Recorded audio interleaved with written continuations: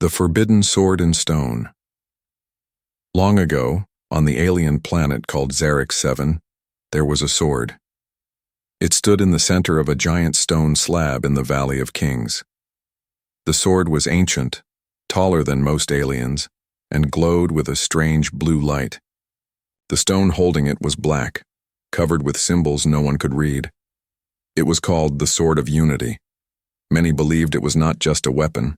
It was a key to power, a secret tool left by the ancients, who vanished thousands of years. For over 700 years, kings, warlords, generals, and champions from across the galaxy tried to lift it. None could even make it move. Some were thrown back by an invisible force. Others passed out or went mad. Many lost hope. Some thought it was just a myth, a trick by history. But the sword was real, and it waited. One cloudy afternoon, a small shuttle landed near the valley. It was a human supply team sent to repair old sensors around the alien research site. Among them was a 29-year-old human named Jack Carter. He was not a soldier, not a hero, just an engineer from Earth. Jack liked quiet places and hated politics. He just wanted to finish his job, eat warm noodles, and go home. As the others worked, on cables and scanners, Jack noticed a crowd near the center platform. Loud drums played. Alien guards in silver armor stood tall. A huge six-armed alien commander stood on the steps, roaring in front of a cheering crowd. "This year's challenger will prove his worth," the speaker announced in 3 languages. Jack looked around, confused. "What's going on here?" he asked. One of the alien workers replied, "It is the trial of the blade. Every year someone tries to lift it. It is tradition, but no one succeeds." Jack squinted at the tall, glowing sword stuck in the rock. "That thing?" The alien nodded. "Only the worthy can lift it, but none are worthy. The challenger, a beast-like alien with tusks and glowing red eyes, stepped up. He shouted in his native tongue, then grabbed the sword with both hands. His muscles tightened. The ground cracked.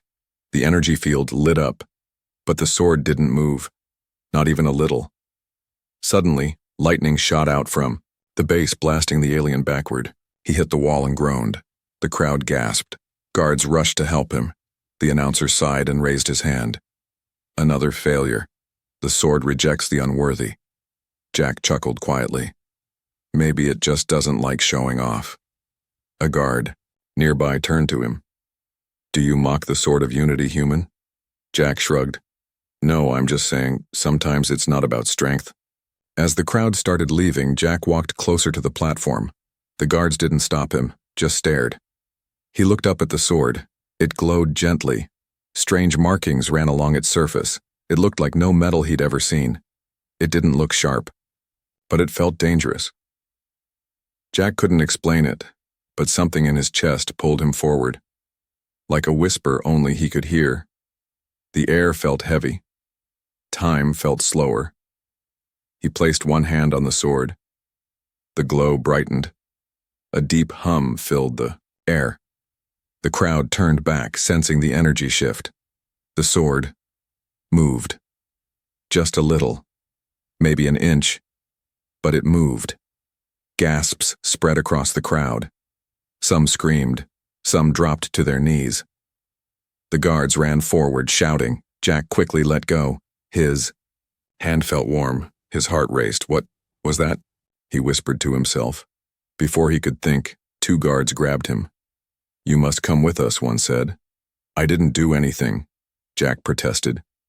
"You touched the forbidden sword," the other said. And it reacted. The high priests, alien nobles, and soldiers began shouting in panic and anger. "Impossible! He must have a device. No human could be chosen." But in the center of it all, the sword remained quiet, still glowing, still waiting. And Jack Carter, a simple engineer from Earth, had just become the most important man on Xerix 7. The lights in the holding room flickered. Jack Carter sat on a cold metal bench, hands cuffed, his shirt torn where the guards had grabbed him. His mind was spinning. He wasn't a fighter. He wasn't a leader. He fixed machines. But somehow, when his hand touched that sword, it had moved, just for him. And now, aliens were treating him like he'd committed a crime, or awakened a god. The metal door slid open with a hiss. 3 figures entered the room. One wore a golden robe and had eyes like glowing gems. The other 2 were tall warriors with armor that pulsed like liquid steel. The robed one stepped forward. "You touched the Sword of Unity," he said, "and it moved." Jack shrugged. "Yeah, I didn't mean to. It just happened." "Lies," the robed alien hissed. "What device did you use? What trick? Humans are known for deceptions." "I didn't use anything," Jack replied. "I just felt something, like it was calling me." The robed one paused. His eyes narrowed. "No one has felt that in 700 years, he whispered. Meanwhile, far above the valley, aboard a floating temple station, the Xerix High Council gathered in emergency session. Holograms of leaders from 19 alien worlds appeared. Their faces showed shock, fear, and confusion. "The human cannot be allowed to lift the sword," said one. "It will break the prophecy." "Or fulfill it," said another. An elder being with silver tendrils and deep voice said, "The sword moved. We all saw it. This cannot be denied." A young councilwoman, with purple scales and glowing tattoos, added, "If he is the chosen, then the galaxy must prepare for war." Back on the planet, Jack was taken to a special chamber called the Hall of Ancients. He stood in the middle as energy scanners swept over his body. Symbols on the walls began to glow when he walked near them. "Is this normal?" Jack asked nervously. "No," the robed alien said. "Nothing about you is normal now." Syra, the alien woman in silver armor who had remained silent until now, finally stepped forward. She had deep green eyes and markings down, her arms that shimmered. "I am one of the sword's last guardians," she said. "We have studied its power for generations. It has never reacted to anyone. Until you." Jack looked at her. "Why me? I'm not special. I don't even carry a weapon." Syra tilted her head.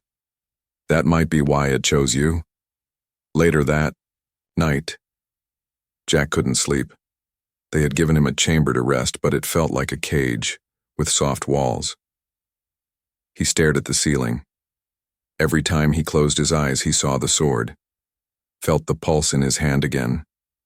Suddenly, he heard a low, humming sound like the sword's glow. It was faint, but real. He followed it out of his room, walking barefoot down the quiet halls of the alien temple. No guards, no alarms. It was like the sword was calling him again. The hall led back to the Valley of Kings. The sky was dark, with 2 moons hanging low. The sword still stood in the stone, glowing faintly. Jack stepped closer. "I don't know what you are," he whispered, "but you're clearly not just a piece of metal." The wind picked up. The sword pulsed again. Jack reached out, just to touch it again. His fingers grazed the hilt. This time, he saw something, a flash of stars. Planets burning, armies screaming, a shadow in space. A black force swallowing whole worlds. Then, a single figure stood with the glowing sword raised high, facing the darkness. The figure looked just like Jack. He gasped and fell backward. His hand now had a mark, a glowing symbol like a curved S with wings. It was not a scar. It was alive. Syra appeared from the shadows. She had followed him silently. "You saw it, didn't you?" she said. Jack nodded slowly. "It's a warning," she whispered. "And a message. The sword is waking." Suddenly alarms blared across the temple. A voice shouted through the comms. "Unauthorized breach. Someone is trying to access the sword chamber." Syra's eyes went wide. "They're trying to kill you, or take the sword." She pulled Jack up. "Run!" The storm rolled in fast. Dark clouds covered the alien sky, and sharp blue lightning flashed across the peaks of Xerix 7's sacred valley. The wind howled like a beast. sending dust and leaves swirling through the great courtyard. But in the middle of the chaos, the sword glowed brighter than ever, as if it were calling for battle. Jack Carter stood at the edge of the platform, soaked in cold rain, his heart pounding. Guards aimed weapons at him from a distance, unsure if he was a hero or a threat. Syra stood beside him, her eyes locked on the council tower above them. "They fear you now," she said. "They see what I see. Someone chosen." "I didn't ask for any of this," Jack said. "The sword doesn't care what you asked for. It chose you. That means something." Suddenly, a booming voice echoed across the valley from hovering speakers. "Let it be recorded by every system," the voice of the high speaker declared. "The human will attempt the trial of wielding under observation. If he fails, he will never touch the sword again." "And if I succeed?" Jack asked, but no one answered. The plaza filled with aliens of every kind, royals, soldiers, scholars, and priests. Giant floating orbs recorded every moment for live galactic broadcast. Billions were watching. Jack walked slowly toward the stone, the ancient sword glowing fiercely now. The symbol on his palm pulsed with it, beating like a second heart. Syra stayed back. "Whatever happens, remember," she said softly. "This sword was made for something more than war. It was made to protect the future." Jack nodded once, then climbed the platform. He reached out with both hands. The moment his fingers wrapped around the sword's hilt, the ground trembled. A deep tone rang out, like a gong echoing through the mountains. Gasps rose from the crowd. Jack pulled. The sword began to slide out, 1 inch, 2 inches, then 5. The glow turned white hot. Suddenly, Jack screamed as energy surged into him, visions flooding his mind. He saw himself on alien worlds, facing armies, holding the sword like a blazing beacon. He saw a shadow fleet coming from deep space, devouring entire suns. He saw people of all species uniting behind one banner, his banner. And he saw something more. A cloaked figure watching from afar, with eyes of fire. Jack dropped to one knee, breathing hard, but he didn't let go. He pulled again, and the sword came free. Silence, then thunder, then... The sword changed. It reshaped itself in his hands, shifting form, adjusting to his grip, his size, his DNA. It became a fusion of light and metal, humming with living power. The ancient markings along its blade shifted into Earth language. One word appeared: Defender. The crowd was frozen in shock. The High Council whispered in panic. How can a human wield the blade? This breaks every prophecy. He must be a trick. Suddenly, an explosion rocked the far wall of the courtyard. A group of masked mercenaries burst through, firing plasma weapons. Their target was clear. Syra dashed forward, pulling out her blaster. Protect the wielder. Jack turned just in time to block a bolt of plasma with the sword. The energy bounced off the blade like water on stone. Whoa, he muttered. That's new. More mercs rushed him. Jack ducked, swung the sword, and, without training, cut through their weapons like they were paper. A strange force moved through him, not strength, instinct. The sword guided him. The mercs fell back, terrified. The crowd erupted into screams, panic, confusion, belief, fear. By the end of the night, the mercs were captured, the sword was secure, and Jack had become more than a man. He had become a symbol, budding. Behind the scenes, not everyone was pleased. In the dark chambers of the council, a red-skinned alien leader spoke calmly to her generals. If the sword has chosen a human, she said, then we must act before he learns what it's truly for. Should we kill him? One asked. No, she said. Let the galaxy love him first, then we destroy their hope. The celebration didn't last long.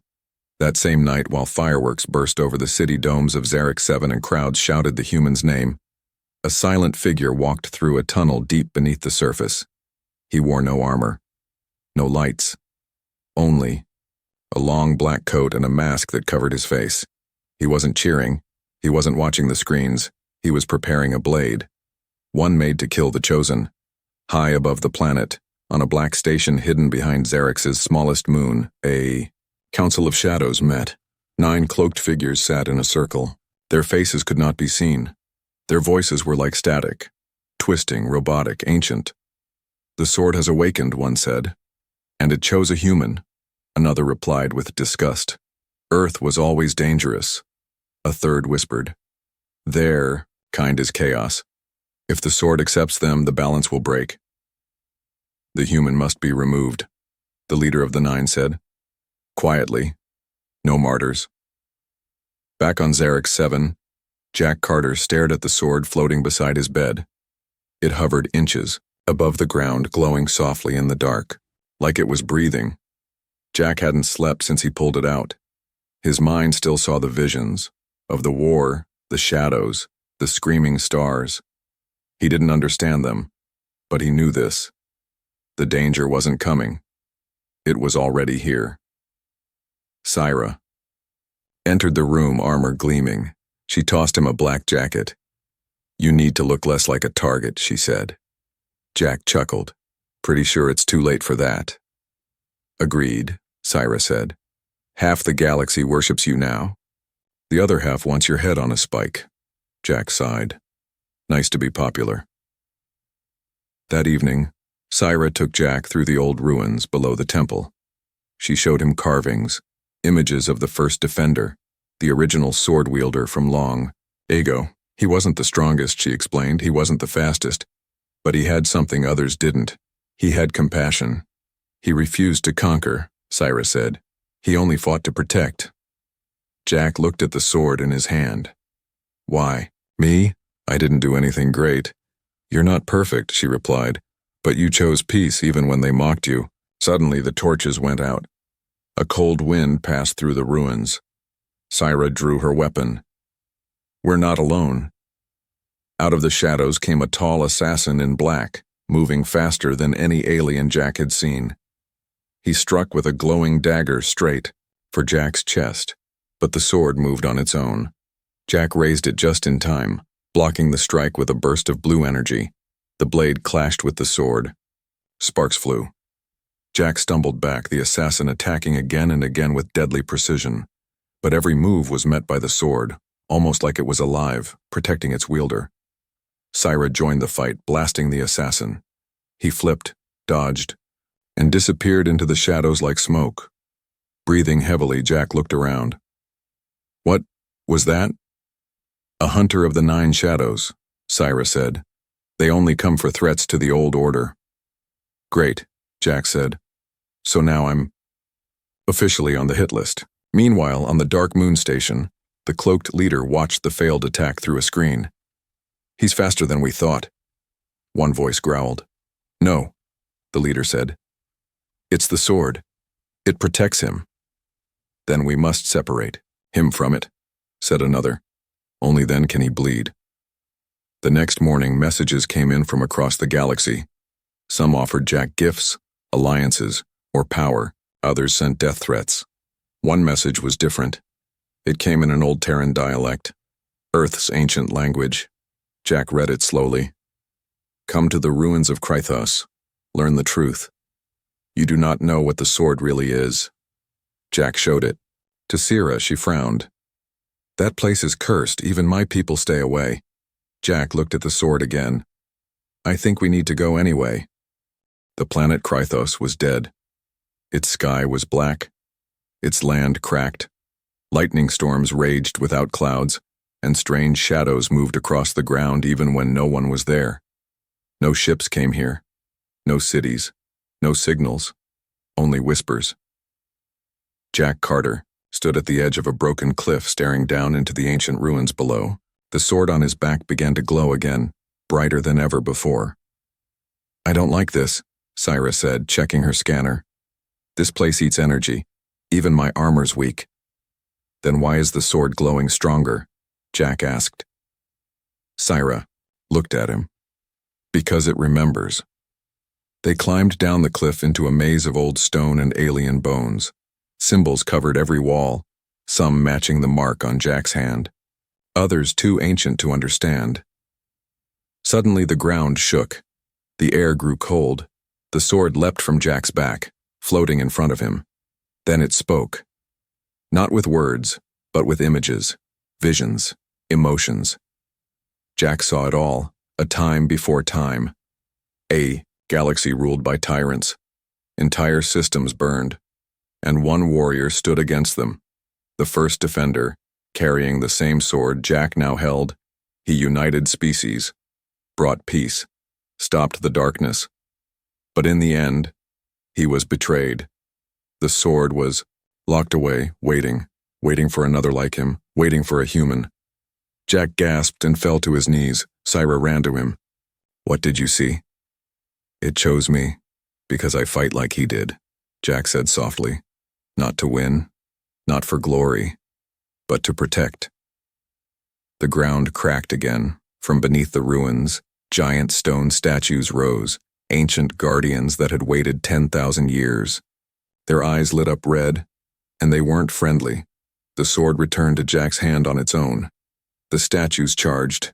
Jack swung the blade, blue light exploding from the edge. One statue shattered in a single strike, another blasted backward, as the sword sent out a wave of energy. Syra fired her weapon beside him, but her blaster barely scratched them. Jack fought like he had trained all his life, but he hadn't.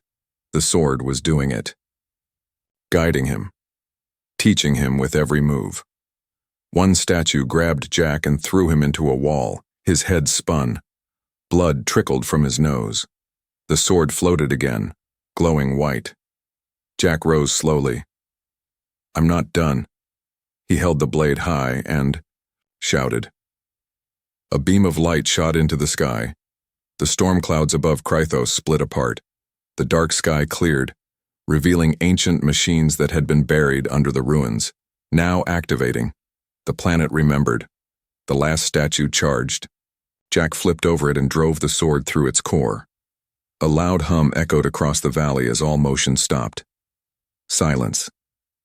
Then, peace. Jack looked down at the sword. It wasn't just a weapon, it was alive. And it had just unlocked its true form. Now glowing with layered energy, runes floating around its edges, it whispered again, not in words but in feeling. "Prepare." Syra helped Jack up, shocked by what she had seen. "You just awakened something ancient," she said, "and powerful." Jack stared into the distance. So, did they? Far away, the 9 shadows watched from hidden screens. The cloaked leader spoke, his voice like ash on wind. "The sword is no longer dormant." One of the others whispered, "Then the war we buried begins again." In a dark chamber floating between galaxies, the stars were silent. The 9 shadows stood around a glowing table, watching a live projection of Jack Carter, the human who now held the awakened sword. His image flickered as he helped injured villagers on a remote moon. "He fights like a soldier," one voice said. "But thinks like a farmer," said another. The leader's voice cut through. "That is why he is dangerous."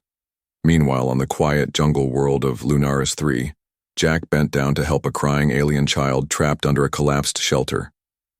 He didn't use the sword. He used his bare hands. Syra stood nearby, watching. No, you could have just sliced the rubble," she said. Jack smiled. "Yeah, but sometimes people don't need a hero with a weapon. They need someone who listens." Syra looked away, trying to hide her smile. "You're strange, human. Maybe that's what the galaxy needs." The message arrived at dusk, carried by an alien hawk drone. It had no voice, only light and symbols. It was from the High Council of Xerix. They had made a decision.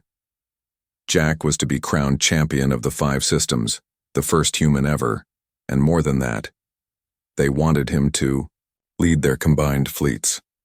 Jack read the message twice. Syra looked at him. "You're being asked to command the stars." He looked at his sword, resting quietly nearby. "I never wanted this," Jack whispered. "I just wanted to fix machines." Syra replied softly.